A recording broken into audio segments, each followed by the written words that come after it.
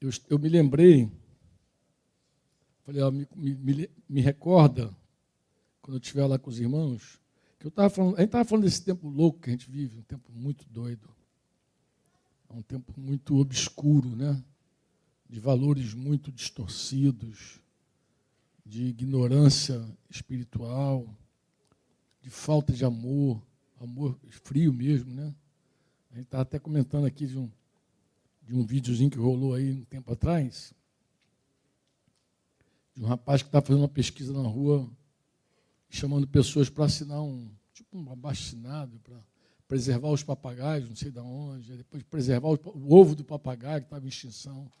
Aí, na sequência, ele pegava uma lista para falar sobre a preservação da vida. Encontrou a bota, o cara assinava a favor do papagaio, assinava a favor do ovo e declinava a favor da vida. Teve um rapaz que chegou a dizer assim, cara, eu prefiro os pássaros. E saiu.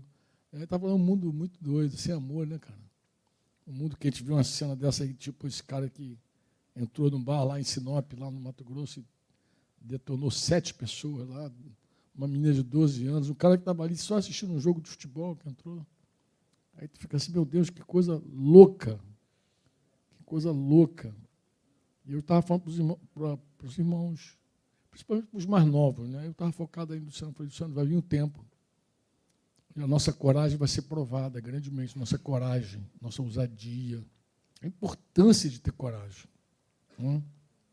E o grande desafio para todos nós é, de verdade, sustentar a palavra. A coragem para quê, Franco? Porque tem gente que acha que coragem é poder falar tudo na cara do outro.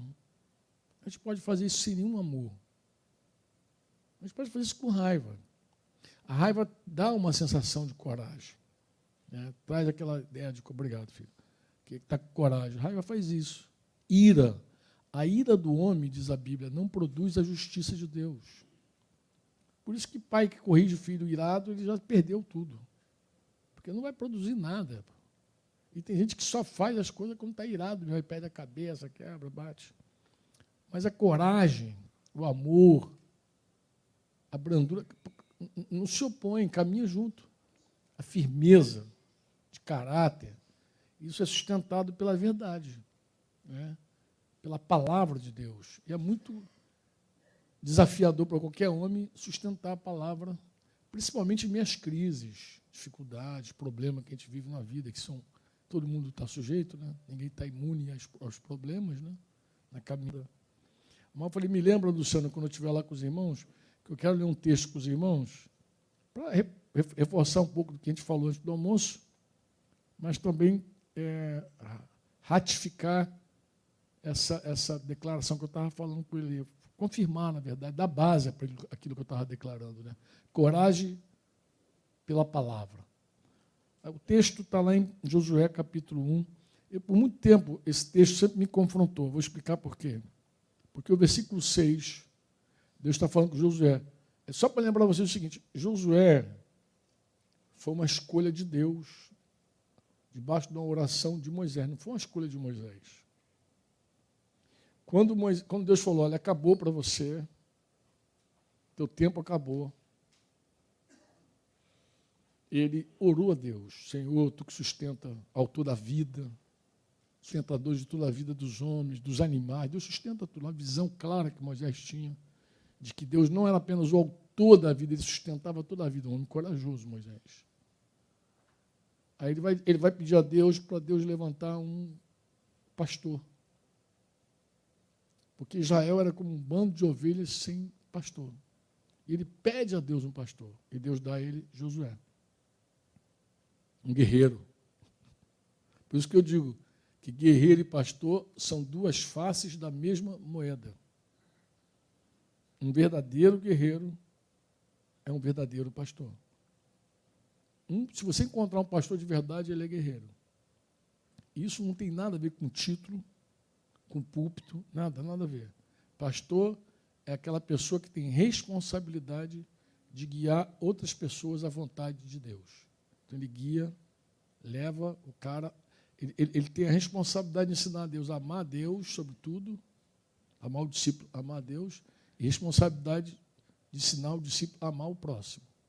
Então, ele E o amor, como eu falei, consola, o amor, ele anima, mas o amor também corrige. Acho que o grande desafio nosso é que a gente gravita aí, entendeu? A hora a gente pensa que é melhor só consolar e só animar. Claro, mas tem a hora também de puxar a espada e corrigir.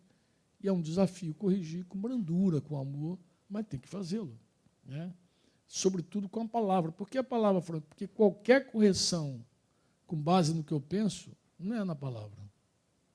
Não tem sentido você corrigir alguém com base na tua verdade.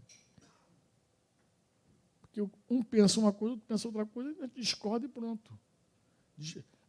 A nossa unidade não está baseada na nossa concordância de opiniões. Nós podemos ter opiniões diferentes e seguir junto. Eu estou casado há 40 anos e não concordo ainda com minha esposa em tudo. Não sei você. Você já alcançou essa unanimidade de acordo com a tua esposa? Eu não tenho. Mas nada impede a gente seguir casado, seguir junto, seguir na aliança. Nada impede. A gente segue ali na nossa aliança, no nosso compromisso. Você diz amém ou não?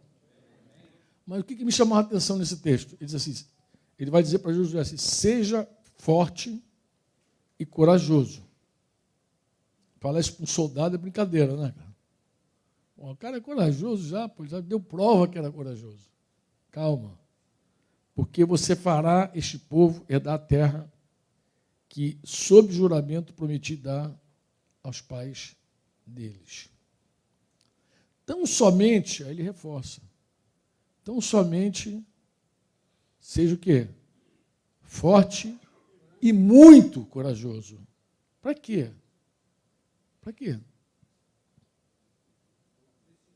Para que você tenha o cuidado de fazer segundo toda a lei que meu servo Moisés lhe ordenou.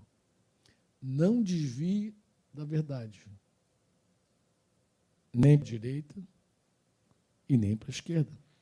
Para quê? Para que você seja feliz, bem-aventurado por onde quer que você andar. Então, ele está falando para o cara ser corajoso e forte para ser fiel à palavra. Hoje nós não temos uma lei de Moisés para seguir. Ah, mas hoje não tenho nada para seguir. Não, nós temos a lei do reino, os mandamentos de Jesus, os ensinos, a doutrina de Cristo. Inclusive, para quem nunca teve oportunidade, não teve contato ainda com a doutrina de Jesus, eu sempre recomendo você ler o Sermão da Montanha, que a maior parte da doutrina está ali, aprendi assim com o Jorge Mitian, creio, vejo que é assim mesmo. E o ano retrasado, inclusive, dediquei, acho que eu tenho 56 vídeos pequenos, algum maiorzinho, outros curtos, falando só sobre o Sermão do Monte. Esses vídeos não estão postados ainda publicamente no YouTube. Mas, se você quiser, a gente manda aí para um grupo aí, e aí o Luciano reparte com vocês aí, se de repente fizer um grupo aí dos homens aí, fizer um grupo dos homens, ele reparte, vocês têm acesso a tudo isso aí. Embora eu pedi ao irmão, que eu vou compartilhar o último vídeo agora, que é o 56. Mas só alguns, são 56 no total.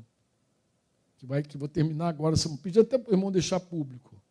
Mas a intenção é falar sobre essa verdade do reino. Porque Jesus também estabelece a verdade do reino. Ele diz como é que Deus vê várias coisas sobre a vida, né? E como Ele espera que a gente viva e agrade a Ele. Porque o reino de Deus tem mandamentos também, né? Tem verdades, mas também tem mandamentos. Não são apenas verdades. Toda a verdade de Deus recomenda um mandamento.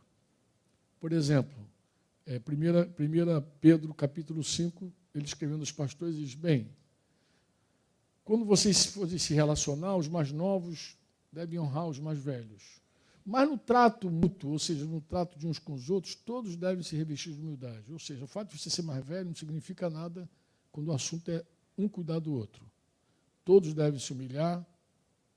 Aí ele vai dar a verdade. Ele vai dizer assim, dê um mandamento, se humilhem. Agora ele vai dar a verdade. Porque Deus resiste ao soberbo. Deus dá graça aos humildes. Isso é uma verdade, é uma lei espiritual. Então se humilha. E a conclusão do versículo seguinte é, portanto, humilhai-vos, com uma versão que tu queira, humilha-te debaixo da poderosa mão de Deus, para que ele, no tempo oportuno, te exalte, lançando sobre ele. Então, o reino de Deus é assim, o reino de Deus é, se tu vê o Novo Testamento, tu vai ver que está recheado de verdades que sustentam os mandamentos. A gente não faz coisas porque Deus é caprichoso. A gente faz coisas porque existem leis espirituais que sustentam aquilo. Por que tem que ser humilde? Porque Deus resiste ao soberbo. É uma boa, né? O que você acha? Tu quer ser resistido por Deus ou ter graça? Uns acham que a graça é resultado de uma boa teologia. 2 dedos, 3 dedos, 4 dedos de teologia, está cheio da graça. Conversa, amado. Graça nunca foi resultado de eu creio na graça. Graça é resultado de quem se humilha. Quem é que tem graça? É quem se humilha. Por mais que você seja doutor em teologia da graça, supergraça, hipergraça, se você não se humilhar, você não tem graça, você está em desgraça. Entendeu? Porque a palavra é clara, a palavra diz, se humilha, pô. Quer ter graça? Se humilha. E não é só nesse texto de 1 Pedro, outros textos mais, Tiago também fala sobre isso, está citando já a lei também, que dizia que Deus resiste ao soberbo. Então, uma vez que você entende isso, você entende também que é importante se humilhar sempre. Amém? Debaixo da poderosa mão de Deus. Só me humilho para Deus. Não, a mão de Deus pode ser teu chefe. A mão de Deus pode ser um monte de coisa. É difícil ver a mão de Deus. Pode ser teu líder. A mão de Deus pode ser a autoridade que trata contigo. Então se humilha, para você não ser encontrado batendo de frente com o Senhor. E quando você tem essa clareza dessa lei, dessa verdade, essa lei do amor, que Paulo também chama a lei do amor, né? Ele vai dando vários nomes diferentes para esses mandamentos do Senhor, para essa verdade de Jesus. Nós precisamos ser homens corajosos para ficar nela. E não desviar nem para a esquerda, nem para a direita.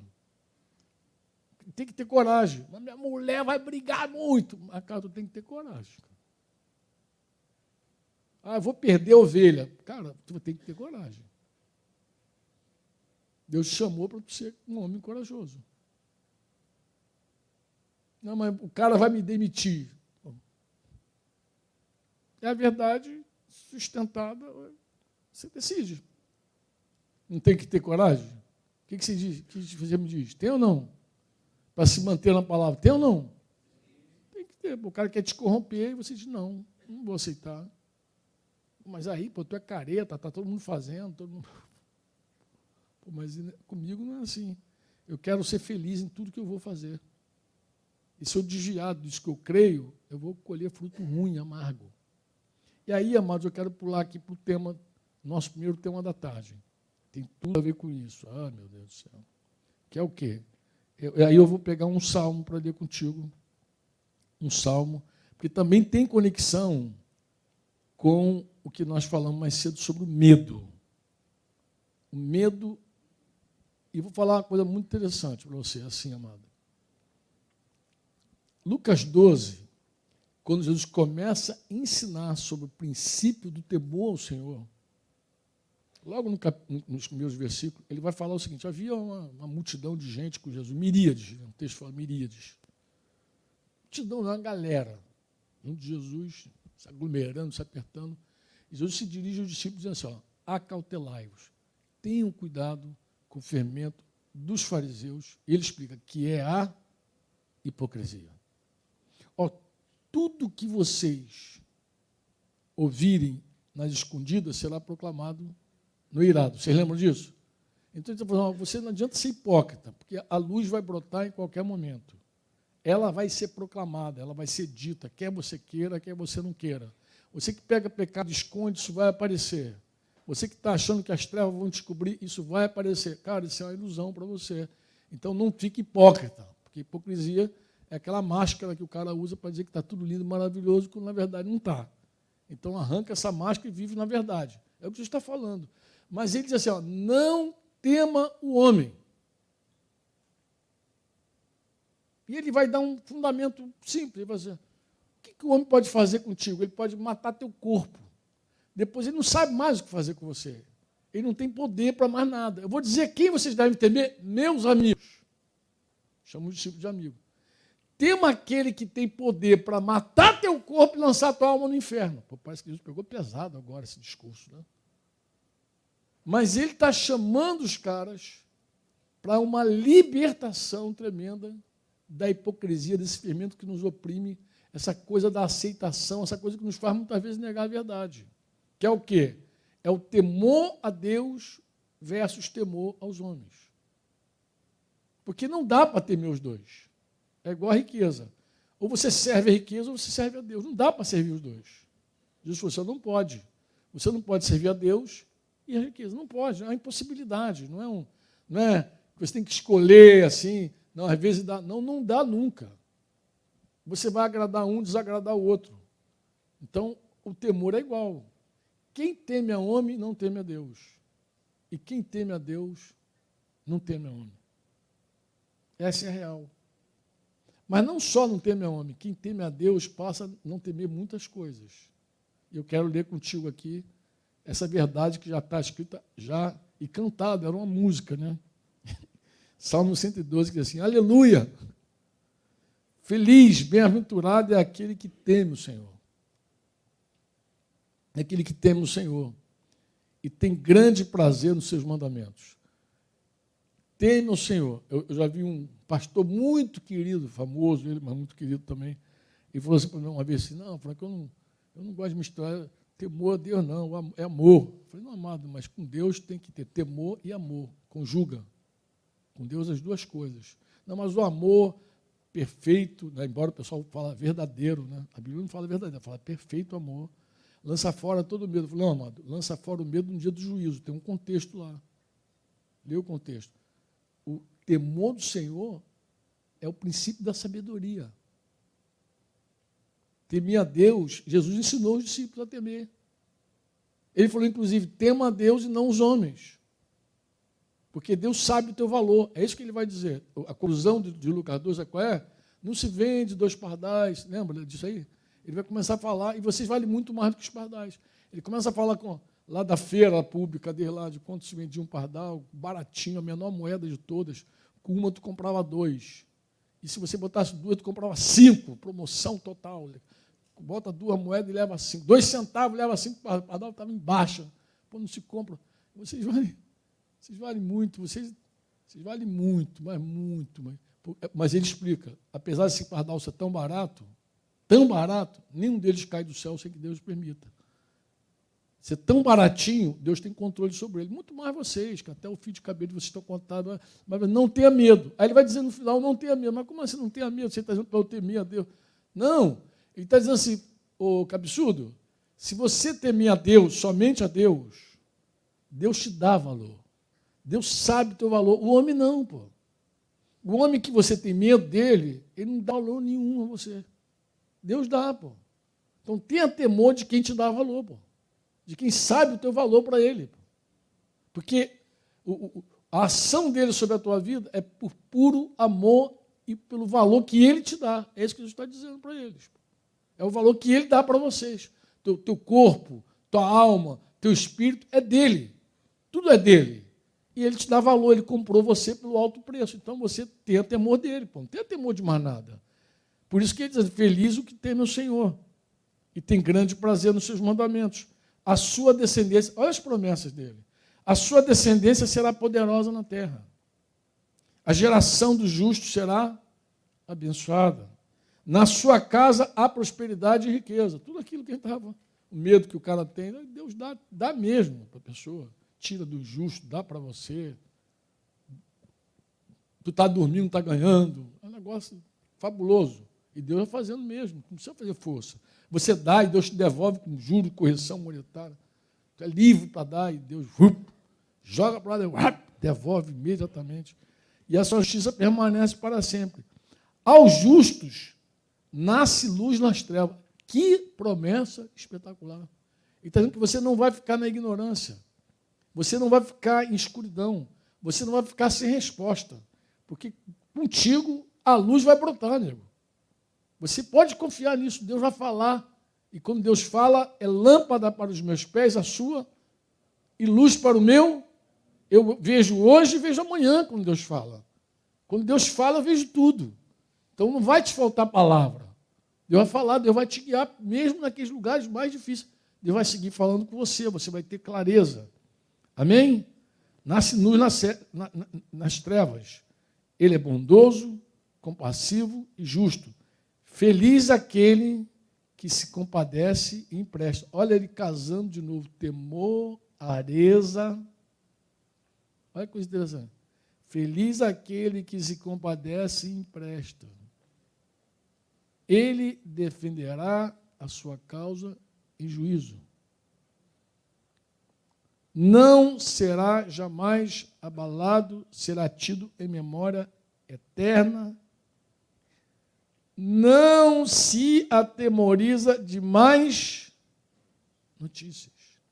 A notícia chegou, é ruim, mas ele não é abalado. O seu coração é firme,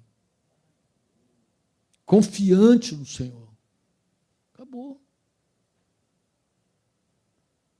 O seu coração bem firmado não teme. Agora, engraçado, não é para temer, não. Não teme as más notícias, não teme os homens, não teme mais nada. Porque é isso que eu estou falando. Esse é o negócio. Tu teme a Deus e não teme mais nada, pô. E ninguém. Não teme até que veja a derrota dos seus inimigos.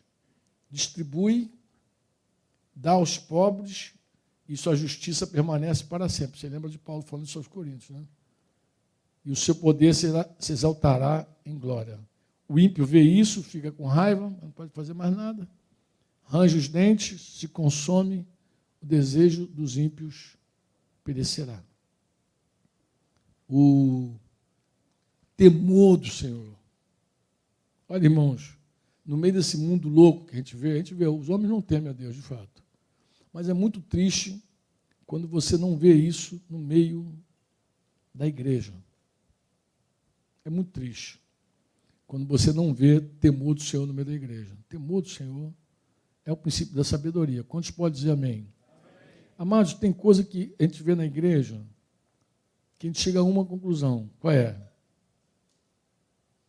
Não teme a Deus. Se temesse, não faria. O homem pode, Franco, um tempo temer, outro momento perder o temor? Eu creio que pode. A gente oscila muito. Vou fundamentar o que eu estou dizendo. Lembra que eu falei que a nossa vida com Deus é uma jornada de conhecimento? A gente pode ter um temor hoje com base num conhecimento. Daqui adiante anda mais um pouquinho, nossa vida pode mudar um pouco e o nosso temor ficar mais fragilizado.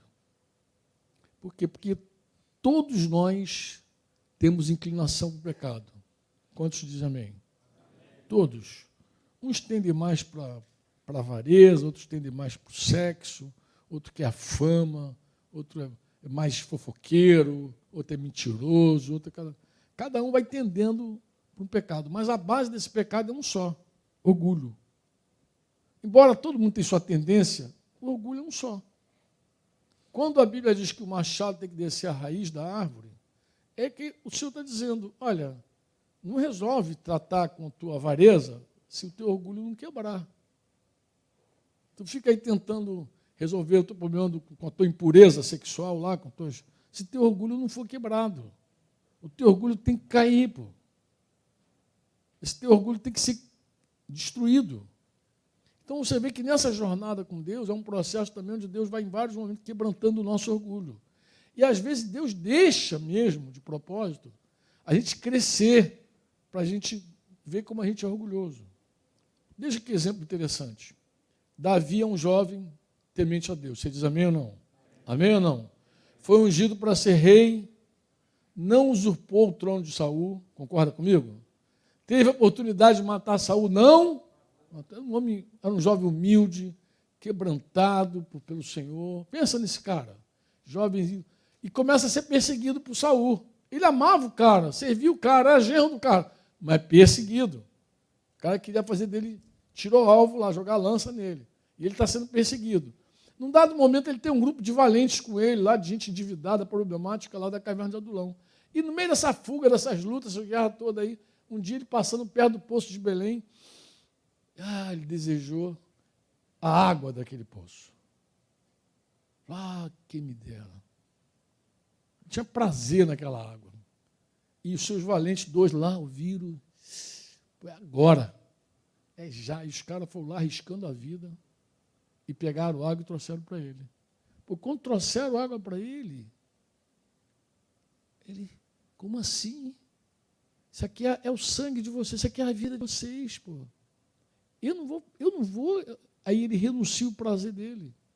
Ele abre mão do prazer dele, assim, ofereceu como libação ao Senhor aquele prazer.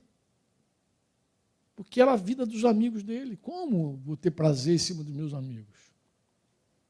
E anos depois, já mais velho, já rei,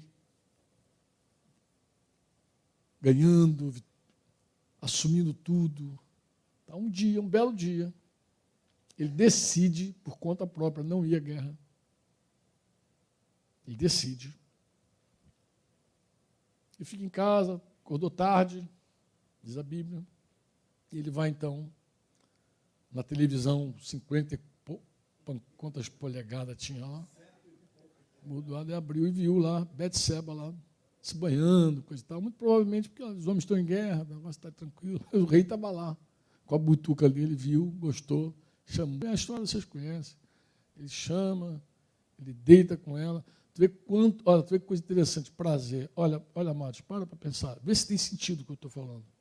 Quantos homens têm problema, são vencidos por essa miséria, por esse pecado, por esse prazer sexual? Quantos são vencidos? Homens de Deus. Eu não duvido que são cristãos verdadeiros, amados, irmão. Quantos caem diante de uma mulher? Diante do prazer, diante de uma experiência? Quantos? Eu era novo, convertido. O irmão que me ensinava a palavra, que era analfabeto, dizia assim: cuidado, Franco, cuidado com as barras. Vocês conhecem, o mais velho conhece, né? As 3 barras. A barra da saia, a barra do ouro, a barra da fama. Cara, que verdade, cara. Que coisa incrível. Não, e a Bíblia conta a história de homens como Saul, que a barra da fama o envolveu. Balaão, que era um profeta verdadeiro da Mesopotâmia, lá não estava no meio do povo de Israel, mas era, que o ouro, né, o prêmio da injustiça, o derrubou. E Salomão, que teve 1000 mulheres, 700 esposas, 300 concubinas. Meu amigo, pensa nisso, não dá nem para pensar, né, cara, o que é ter uma mulher? Misericórdia, cara, misericórdia, não tem outra palavra para ser misericórdia, mas isso aí corrompeu ele na velhice, estragou o cara todo. Morreu, o reino de Israel foi rasgado por causa dele. Tu viu que os dias foram maus para ele. Talvez você não tenha lido, mas quando Deus falou para Israel que eles iriam ter um rei, que eles iam querer ter um rei, Deus falou que esse rei não acumule cavalos, não acumule ouro, não acumule mulheres. Pode ver lá, na lei ainda. E ele, então, ele fez tudo isso aí, acumulou tudo. Colocou a confiança nisso aí. Mas Davi agora é rei. Davi é rei. E ele pega a Betseba para ele, deita com ela, engravida ela. Aí quer tapar a caquinha dele. Como é que a gente vai resolver esse problema? A carne é fogo, né, cara? Como é que eu vou resolver esse pepino? Bem simples, traz o marido para casa, deixa o marido deitar com ela, quando o marido, vai achar que o filho é dele. Só que o cara veio. Urias, quando chegou no palácio, ele era o Davi jovem. Ele não conseguia ter prazer com os amigos dele no fronte de batalha. Ele era esse cara, com a mesma consciência, que podia ter quebrantado Davi, né? Ele podia ter olhado e dizer, pô, já fui assim. Não, gente, eu estou falando, aqui tem homens velhos de novo. Se bobear, você é um líder velho na igreja, tu vê um cara novo brotando assim, pô, já fui assim, adorador desse jeito. Não, eu já vi até líder velho que desanima o jovem na fé. Desanima, estou falando sério. Desanima. Oi? Desestimula, falando assim, pô, já fica, tá indo muito, né? Isso vai passar, cara. Já fui assim, já. Pô, gente, que desgraça, meu amado, que desgraça. Mas aquilo ali podia ter quebrantado Davi, porque ele viu um cara igual a ele. E olha que ele fez 2 tentativas, vocês lembram? A primeira tentativa fracassou. A segunda, Ele embriagou o cara, dá bebida para esse cara bêbado, ele vai perder o juízo. Não foi também, pô. E disse que ela mulher bonita, coisa e tal, mas o cara não trocou. O cara não fez, o cara não quis sacrificar os amigos. Na consciência dele, os amigos estavam lutando, pô. Como que eu vou deitar com a minha mulher e meus amigos lá lutando? Como, pô?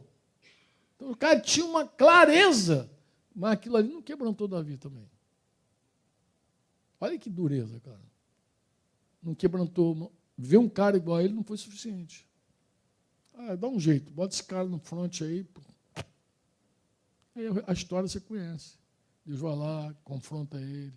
Ele se achava acima da lei de Deus. Mas ele usava a lei para julgar. Você lembra que ele usava a lei para julgar? Quando o profeta Natan contou a historinha lá, pimba, pimba, pimba, o cara tinha uma ovelhinha, foi dar uma festinha, pegou do cara que tinha umazinha só, e em suma, o que eu faço com esse cara? Tão certo como Deus vive, esse homem tem que morrer. Aí o profeta corajoso olha para o rei e fala, esse homem és tu. Olha que coisa interessante. Aí você fala, esse profeta é corajoso. Deixa eu contar uma história de homem, sacerdotes corajosos. Quem lembra de sacerdotes corajosos? Uzias entrou no templo, rei, era um homem de Deus, cara, um homem restaurador. Ficou soberbo. O sucesso pode levar o cara a ficar soberbo, pô. Muito sucesso, bombando, ficou soberbo. O que ele fez? Quis juntar os dois ofícios, sacerdote e rei. Entrou lá no templo, disse que 80, se eu não me engano, sacerdotes corajosos. Foi lá e meteu o dedão na cara dele e falou, está errado, você não devia estar aqui. Ele enfrentou os caras, a lepra brotou na hora na cara dele, aí ele teve que ser expulso do templo, porque o templo não podia ter leproso. E aí ele foi expulso. Lepra fala dessa insensibilidade. O homem leproso ele é insensível. Ele falou, fora. Uzias morreu, exilado, numa casinha, numa cabaninha lá, leproso.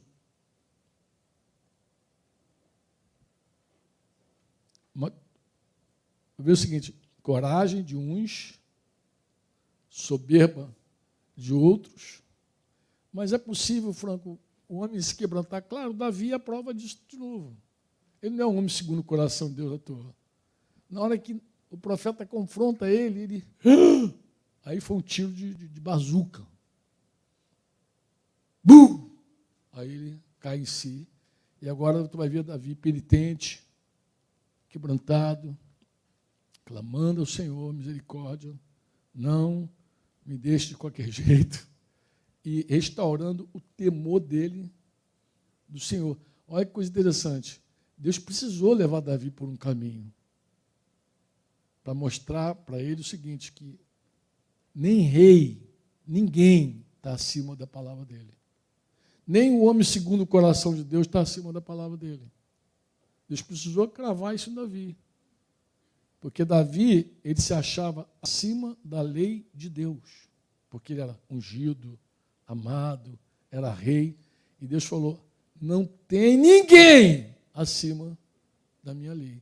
Então, um homem de Deus, ele tem que crer que essa palavra aqui não tem ninguém acima dela. Ninguém. Ele é começar por ele mesmo e todos. Mesmo que ele perca. Olha, tu vê que história engraçada. Temor, orgulho e coragem para confrontar o pecado. Para confrontar. Uma autoridade de pecado. Não é qualquer um, não, Luciano. É o rei.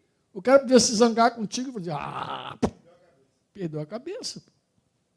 Mas não, coragem, firmeza. Firmeza. Homens firmes, homens corajosos, homem que vai fazer diferença, amado. O cara pode sair escorraçado, mas tu vai dizer, filhão, pode me escorraçar, mas está errado. Esse caminho aí é trevas. E eu não sou cúmplice das obras infrutíferas das trevas. Me deixa fora desse negócio. Firmeza. Não tem que ter coragem? Tem ou não tem? Tem que ter coragem. Você diz amém ou não? Tem que ter coragem. Nós somos filhos do Deus Altíssimo. Quantos podem dizer amém? Você crê nisso? Crê mesmo?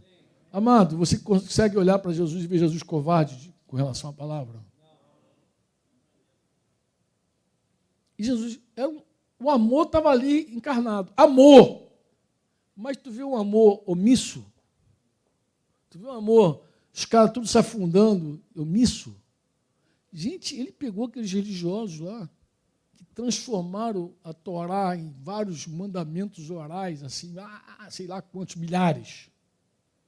E disse, essa fonte está ruim.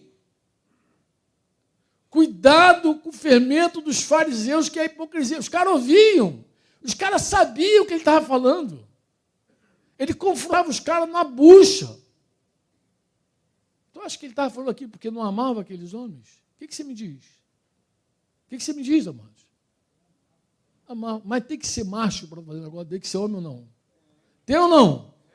Você lembra a primeira vez que Jesus pregou na sinagoga, o que aconteceu? Quem lembra? Quem lembra? A primeira vez que Jesus foi na sinagoga, abriu Isaías e disse, hoje se cumpre essa palavra. O que os caras fizeram? No precipício para jogar ele lá embaixo, Luciano. Jesus ia ser assim, a vida é curta.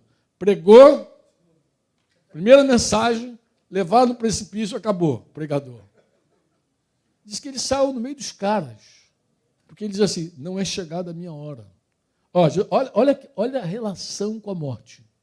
Não é chegada a minha hora. Não é chegada ainda não, a minha hora. Não é chegada a minha hora, não é chegada a minha hora, não é chegada a minha hora, os caras estão lá, não é chegada a minha hora, não é chegada a minha hora. Chegou a minha hora. É chegada a minha hora, agora vocês podem fazer comigo o que vocês quiserem. Agora chegou a minha hora. Até lá, não aconteceu nada, mano. Nada. Passar no meio da multidão, Deus é comigo o tempo inteiro. Não, Deus, o Espírito do Senhor está sobre mim, Ele me ungiu, acabou. Vou falar até a hora que Deus fala, chega. Quando Deus fala, acabou, acabou. É uma relação diferente, amados. É um homem que não é manipulado nunca. Eu falo isso para o meu filho. Eu digo, filho, um homem livre, ele não é manipulado. O homem que tem no Senhor, ele não é manipulado. Você sabe como é que você sabe realmente quando alguém... Sabe uma evidência do temor do Senhor?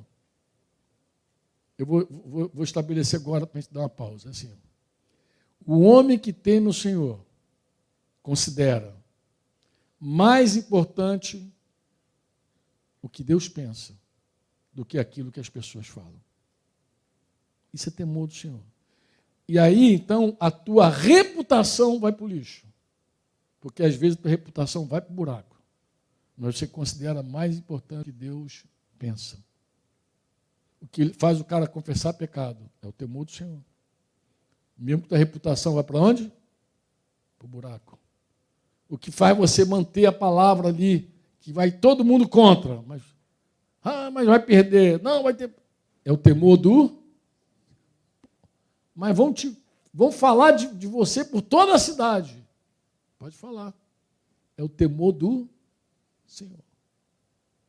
Isso deixa livre. Ninguém pode manipular uma pessoa livre. Não te compram, não te subornam, não te assustam. Amém? Você está livre. O Espírito do Senhor está sobre mim. O Espírito do Senhor está comigo.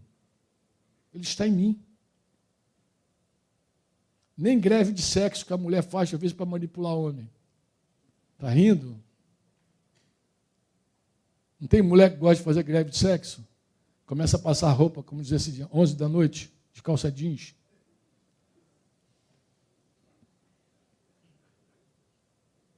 É um cara escravo do sexo.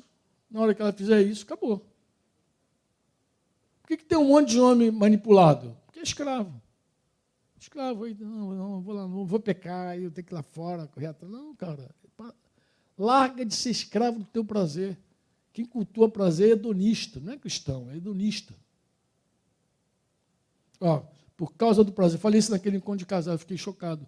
O prazer tem matado gente, matado jovens. Eu vi um caso do menino desviado que morreu tomando Viagra.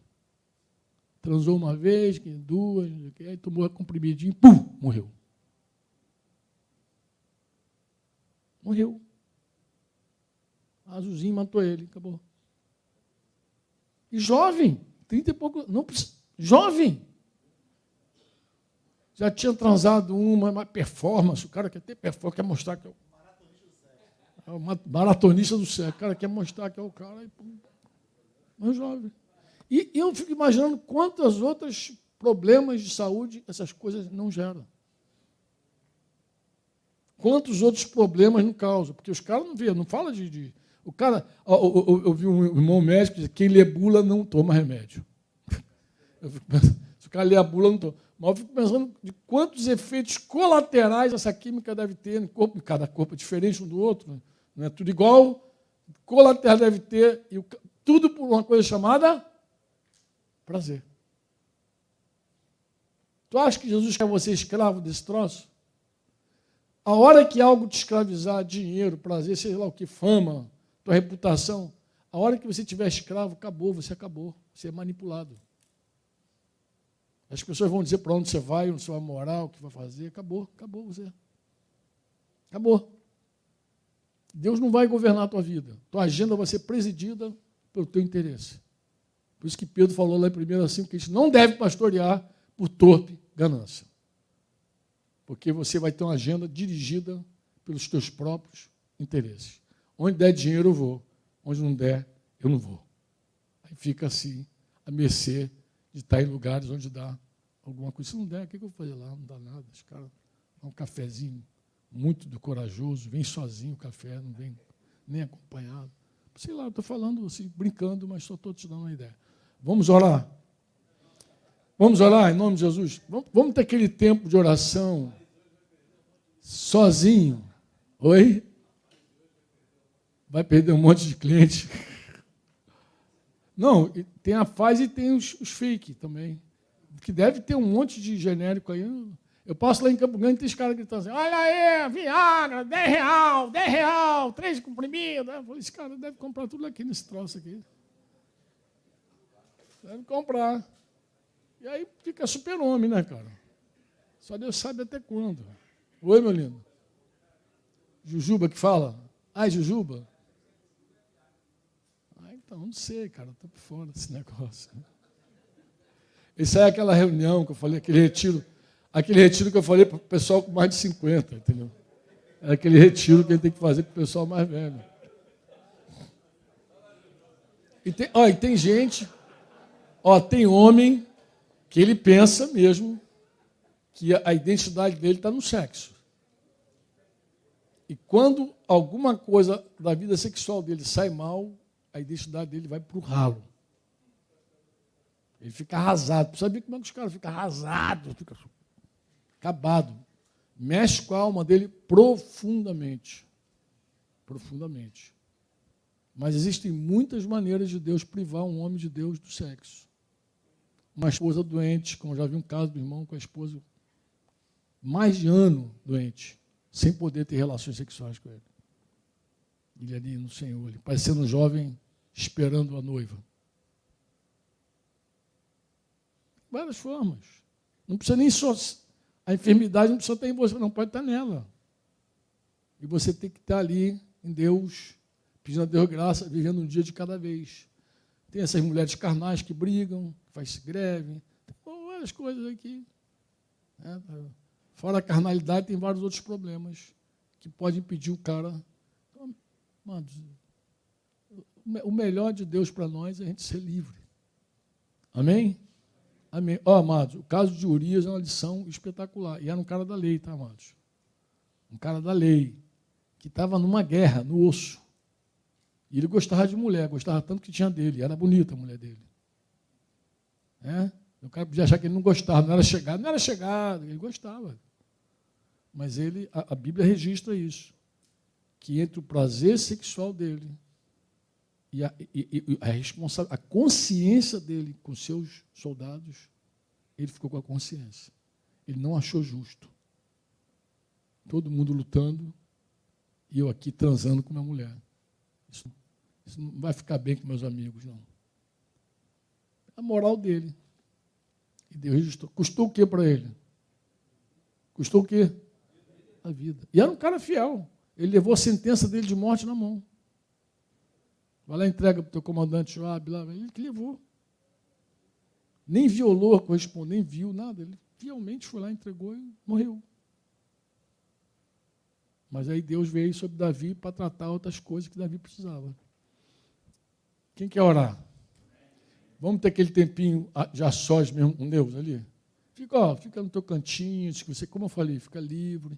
Os irmãos da música ficam com liberdade também, Deus colocar uma canção no teu coração, e tu vem aqui e ministra essa canção com toda a liberdade do Espírito Santo, amém?